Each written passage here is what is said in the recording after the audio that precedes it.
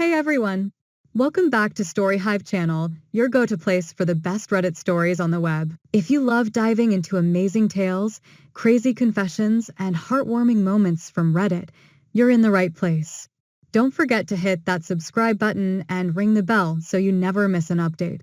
Let's jump into today's story. Kicked out as a teen for false rumors spread by my brother, years later, my parents see my success and demand money after they abandon me. I am a 28-year-old female with a twin brother. Growing up, my twin brother and I experienced very different treatment from our parents. My parents genuinely seemed convinced, for some reason, that my brother was destined for greatness while I was the so-called black sheep just because I was more interested in playing sports or making new friends than studying. They constantly compared us, which was demoralizing and bruised my self-esteem from a young age. As a child, I had to watch my brother have extravagant parties on our birthday with his friends, while I was treated like an afterthought. He often had sleepovers with his friends, while I was never even allowed to bring my friends back to our place.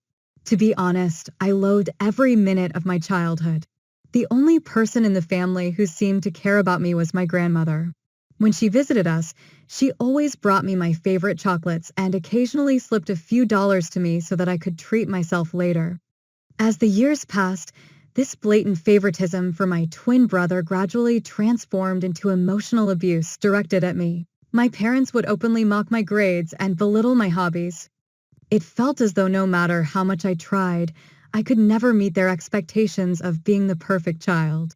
Although I was good at sports, they barred me from participating in extracurricular activities as they wanted me to concentrate only on studies, just like my brother. It was frustrating, and I felt helpless as a child. Later, in my sophomore year, I got grounded yet again. This time, the crime was having Snapchat on my phone. I had done absolutely nothing wrong except, like all teenagers at my age, I had downloaded this app to stay connected with my friends. However, according to my parents, this was a huge crime and a breach of their trust, as they had forbidden me from communicating with my friends. They went berserk on me and threw all my stuff around the room. They then took the doors off their hinges and told me that I would have no privacy as long as I lived under their roof. Watching my parents abuse me this way, my twin brother, instead of supporting me, made my life worse. The toxic environment created by our parents' unjust actions allowed him to exploit the situation to his advantage. He adopted a pattern of lying about me, falsely accusing me of things I never did so that he could get away with everything. If he stole something, he'd effortlessly shift the blame to me, and my parents, already inclined to believe the worst about me, readily accepted his lies. He would demean me in front of my friends at school and make fun of my appearance. Despite this, I had a wide circle of friends at school because I was approachable and open to making connections. My twin, however, struggled socially and began to resent that I could talk to people while he, as an introvert, felt awkward.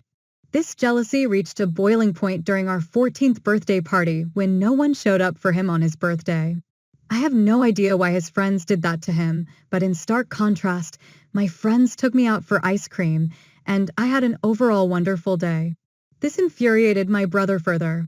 To take revenge, my brother began to spread false rumors at school about me, portraying me as a spoiled brat. He falsely told everyone that I was allegedly physically abusing him at home since our parents loved him more. Unbeknownst to me, he took things to a disturbing level to fabricate evidence. He would punch himself, purposefully inflicting injuries like a black eye or bruised shoulder. The next day, he would confidently walk into school displaying the self-inflicted injuries as proof of my supposed violence and make up stories whenever our parents questioned him about the injuries. He would lie, saying it was due to innocent activities like playing football with his friends. The lies and his alleged black eyes started to gain traction, and people began to believe his distorted version of events. It wasn't long before whispers started circulating, and even my friends began to look at me with suspicion. At first, I noticed subtle changes. Friends who once chatted with me in the hallways suddenly became distant. Invitations to group hangouts became fewer and farther between. It was like a switch had been flipped, and people were hesitant to associate with the supposedly spoiled girl accused of violence. One day, I mustered the courage to ask my ex-best friend why things had changed between us. She opened up about how my twin brother had been spreading rumors about me. She revealed the detailed lies he had told everyone, accusing me of things I had never done. I was shocked to hear her words. The feeling was a mix of disbelief and betrayal, as if the ground beneath me had given way. My brother, someone I grew up with, was spreading lies about me, accusing me of things I would never even dream of doing. It was a betrayal that cut deep, leaving me with a knot in my stomach and a heavy heart. I confronted my brother the day after school, but he chose to ignore me. I begged him to stop lying about me, but he smirked at me and told me that I deserved to rot alone. I was at a loss for words because his lies and behavior were starting to scare me. I wanted to talk to my parents, but I was afraid that they would believe my brother over me. The isolation stung, especially because I had always been open to making friends. It felt like my brother's jealousy-fueled lies were tearing down the connections I had built over the years.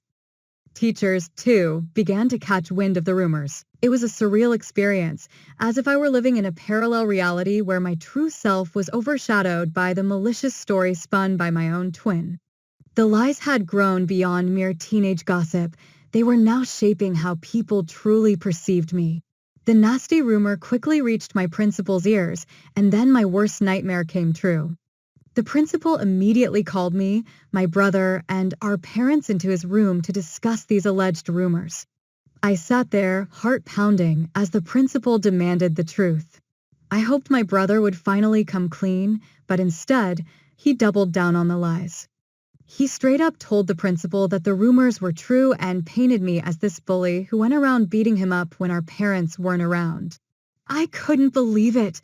Shock washed over me as my brother continued spinning this twisted story about how I was angry at him for getting more love from our parents.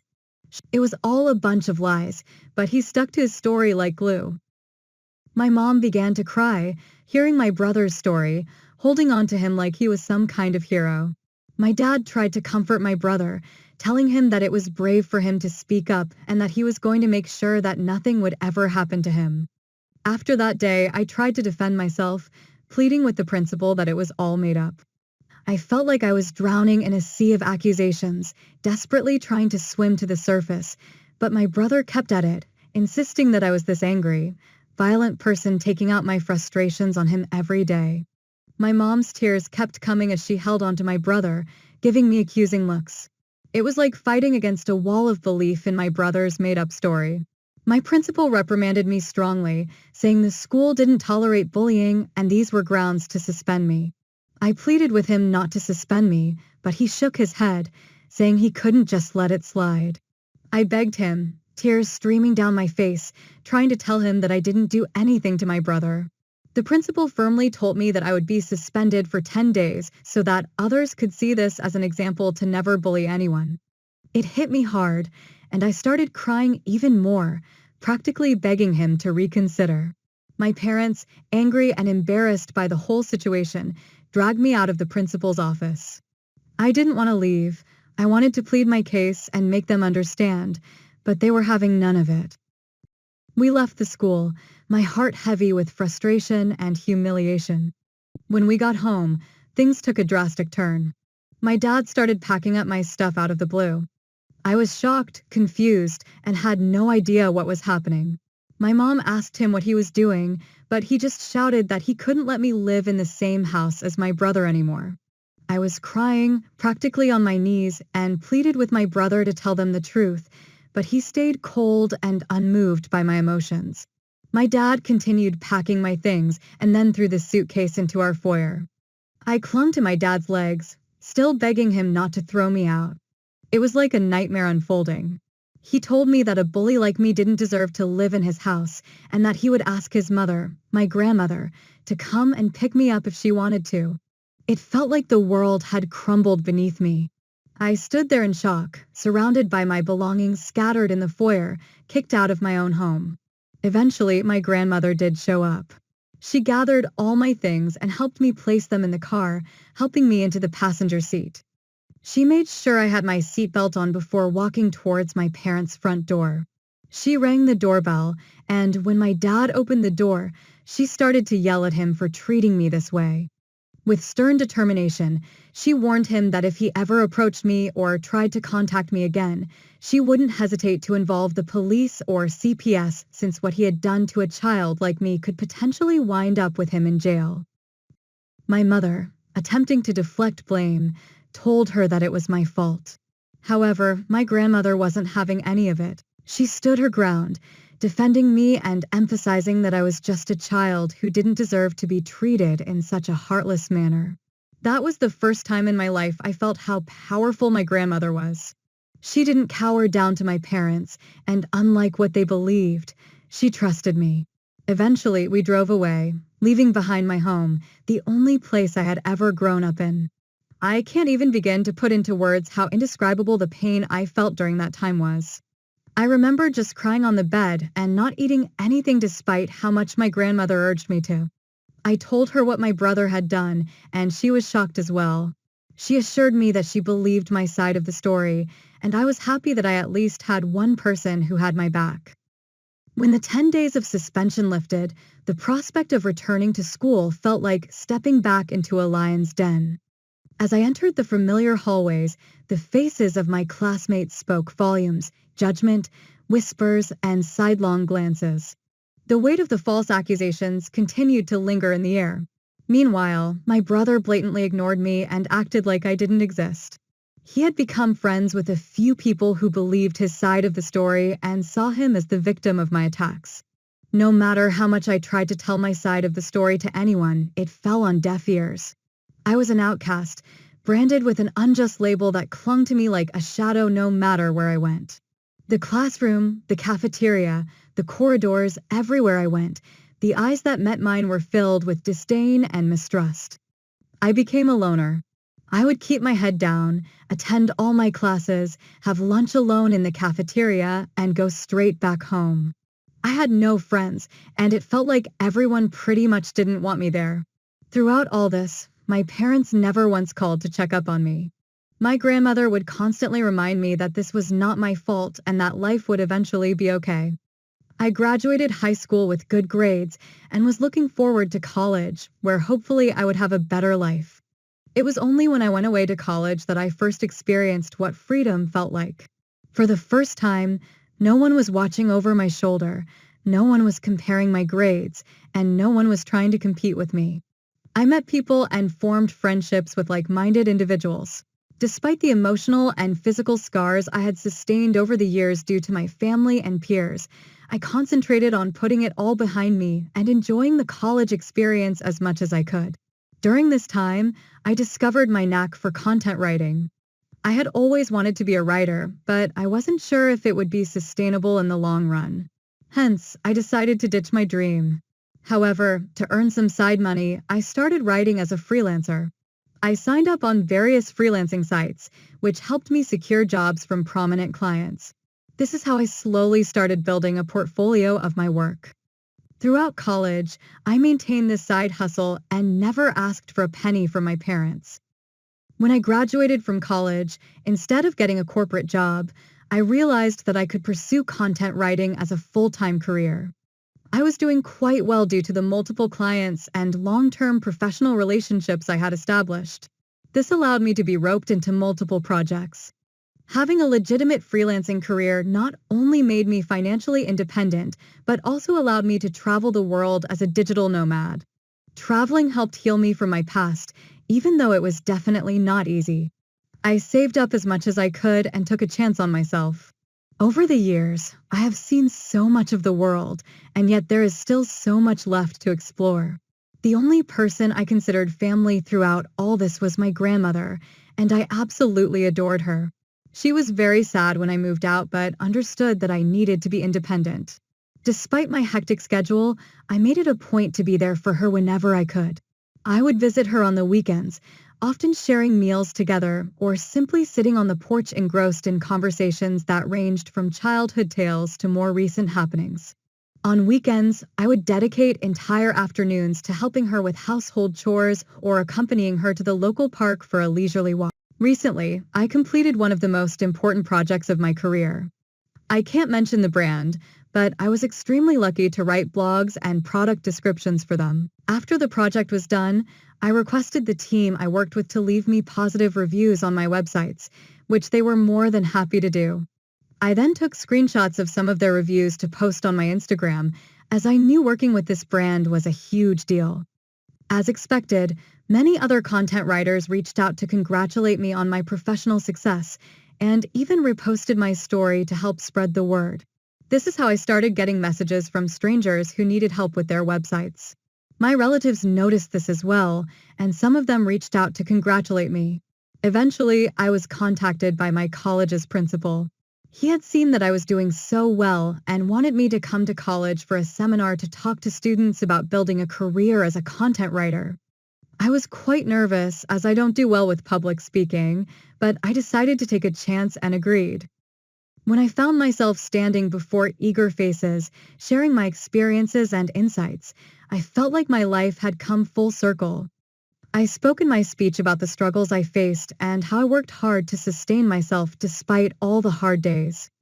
It was honestly a very fulfilling experience to empower others and contribute to the growth of the writers' community.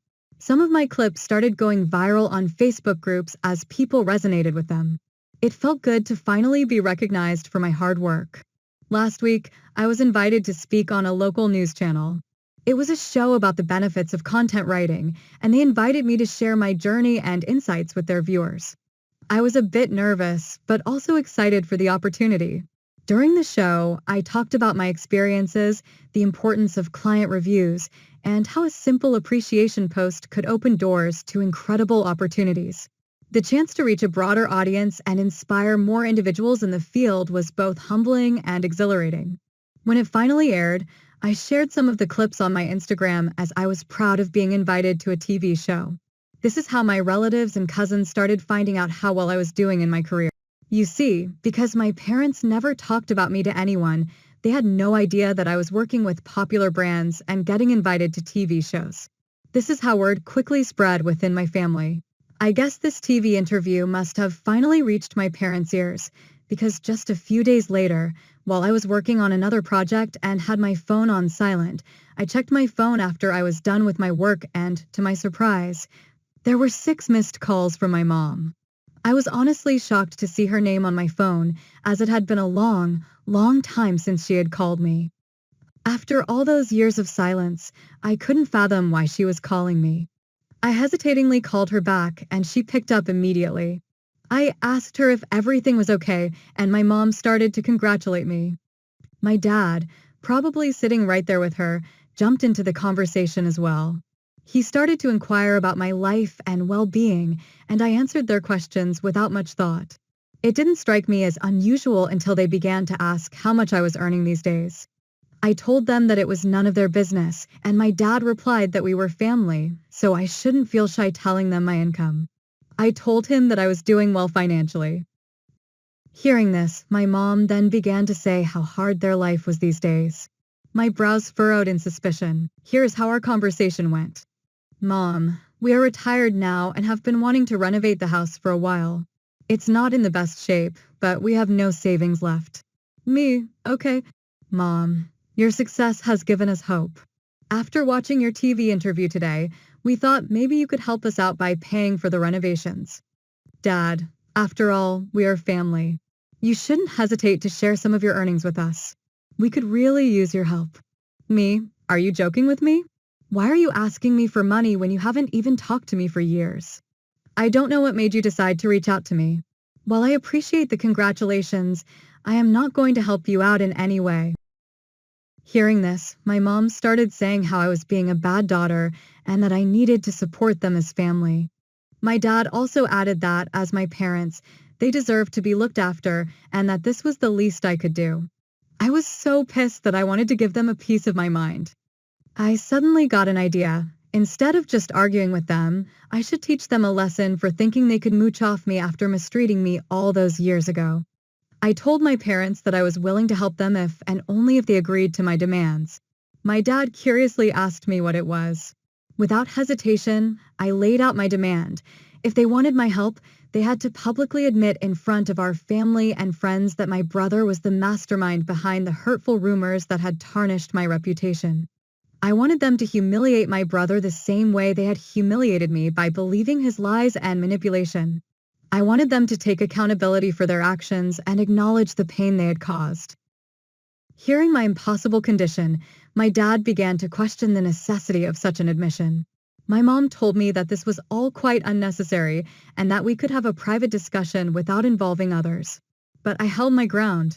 This condition was non-negotiable, a prerequisite for any assistance they wanted me to offer them in the future. As the tension escalated, my dad raised his voice, asserting his role as my father, and emphasized that it was my duty to help my family in need. My mom, in a last-ditch effort, urged me to do the right thing and help them, emphasizing the years they had spent raising me. I couldn't help but find irony in their sudden appeal. I reminded them of the past, of the fact that they had kicked me out, and that it was my grandmother who had raised me, not them. They started to get more and more agitated, but I told them firmly that if they wanted to establish contact with me and seek my financial assistance from now on, then the truth needed to be acknowledged publicly and my brother needed to face consequences for his actions. Since this conversation, my parents have been trying to incessantly call me, but I am ignoring their calls. I am starting to regret even calling them back that day. I would like to know if I would really be in a hole if I didn't help my parents at all. Update 1. It's been a whirlwind of a week since I last shared my story, and the support and encouragement I have been receiving from everyone have been overwhelming. It's heartening to know that I'm not alone during this time. I'm glad that everyone agrees that I should not engage with my parents or even consider helping them out after what they put me through. The reason I even gave them such a condition was because I knew it was pretty much impossible for them to do it. I know they love my brother too much, and despite the fact that they might have found out by now that it was all his lies, I know they will never put him through what they put me through.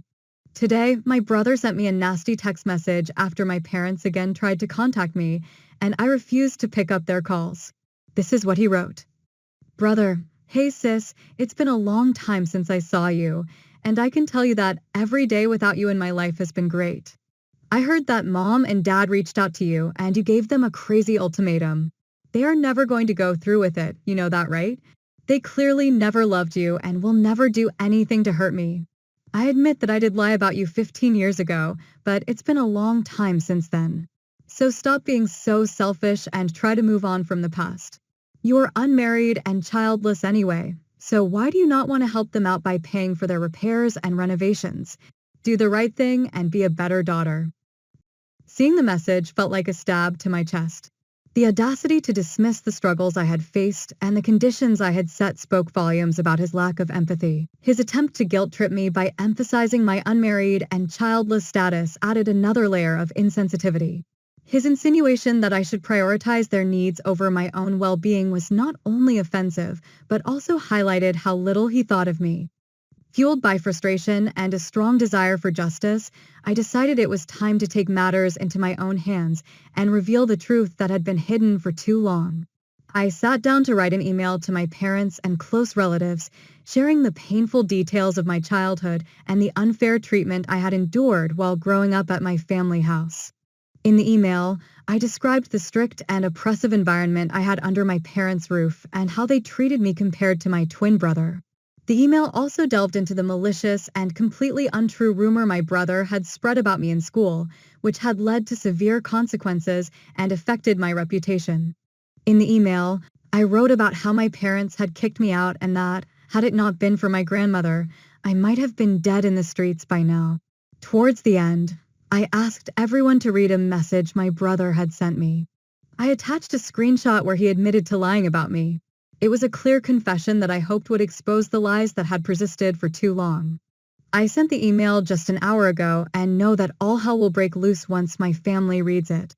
I will update you next regarding how my family reacts to my email. Update 2. It's been a month since my last update and a lot has happened this month. As you can imagine, my family did erupt after receiving the email. My parents have received criticism from relatives who were previously unaware of the extent of the favoritism and emotional abuse. A lot of family members reached out to me, telling me they had no idea about all this and apologized for not being there for me. My brother and parents sent me a barrage of text messages that were starting to get more abusive and violent, so I decided to reach out to a lawyer who sent them a notice of cease and desist. It basically warned them not to contact me further, and if they did, they would face dire legal consequences. I guess this must have scared them straight because they stopped contacting me. My grandmother thinks I have done the right thing by letting everyone know what happened and supports me 100%. She is the only person who matters to me, so I'm glad she is on my back. Update 3. It's been 2 months since my last update. I am happy to report that everything in my life is going well for now. Professionally, my content writing business has been flourishing. The invitations to speak at seminars and podcasts continue to roll in, solidifying my position as a respected figure in my line of work. I am as close to my grandmother as ever. I took a 1-week break from work recently to spend some quality time with her. She is into gardening these days and has educated me a lot about various flowers and herbs in her garden. The moments I spend with her, whether sharing meals, engaging in heartfelt conversations, or simply enjoying each other's company, are my favorite and cherished memories. My family has not contacted me after the letter they received from my lawyer, so I'm happy they are staying away from me. Personally, I have started going to therapy, so hopefully I can work on healing myself. I think this will be the last update for now. Thanks for tuning in to today's Reddit story. If you enjoyed it, please give this video a thumbs up and share it with your friends. And if you haven't already, make sure to hit that subscribe button and ring the bell so you never miss out on more amazing stories. See you next time.